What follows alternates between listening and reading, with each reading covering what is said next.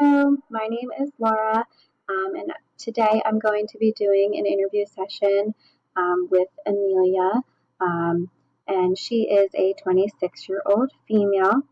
Some important things to recognize about her are that she has a really strong faith, a strong Catholic faith, and her life experiences and her history definitely play a role in who she is today.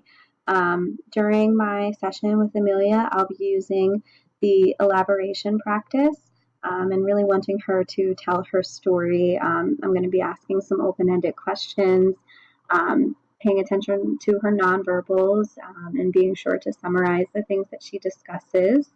I'm also going to be really making sure that I'm listening, listening closely for the meaning and the feeling behind the things that she's saying, and not just listening to hear, but listening to try to understand why, what roles those things that she's sharing play in her life. I'm going to be practicing empathy skills, and also a large piece of what I'm going to be doing is using the strength-based practice. So I'm going to be focusing on Amelia's strengths, the resources that she has, her coping abilities, and I really want her to be the expert of her story, of her life, and I want to highlight that and empower her that, that she can be the expert in that, not me, and point out to her her strengths, make them known, and make them hopefully a valuable part of her intervention.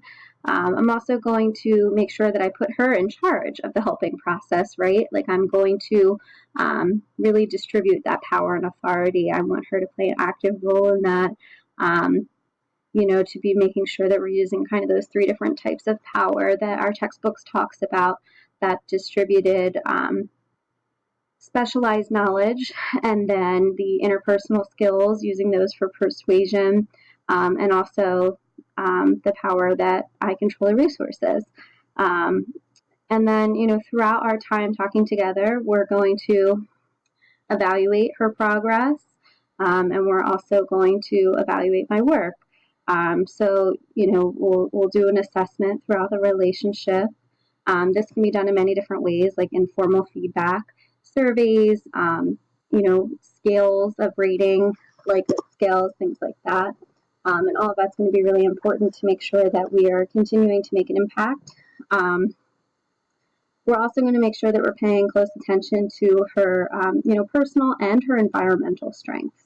So what personally does she have that is really contributing to her success, or could support her in her goals and future plans, and what things within her home, within her family, within her community, within her life are strengths in that as well.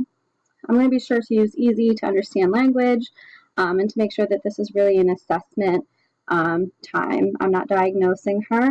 I'm just taking the information that I am learning to assess, being sure not to use any blame, things like that.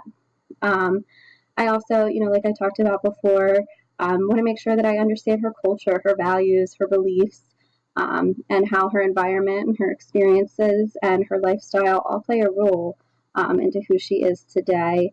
And then to be sure that I'm using those intervention skills to challenge, so that, through that I can communicate that I care, but also to challenge those things that are getting in the way of progress.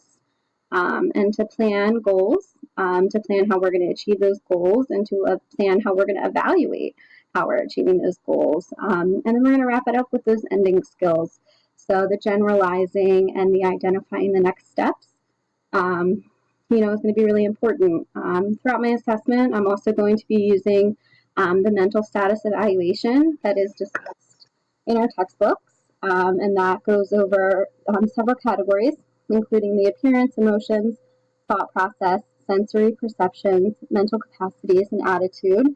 So I'm going to be using that as part of my assessment as well. So I hope you enjoy our session. Unfortunately, I can only use one screen at a time, so I'm going to have it focused on one of us, whoever is comfortable with that, and then you'll just be able to hear the other person in the background. So thank you for watching, and I hope you enjoy.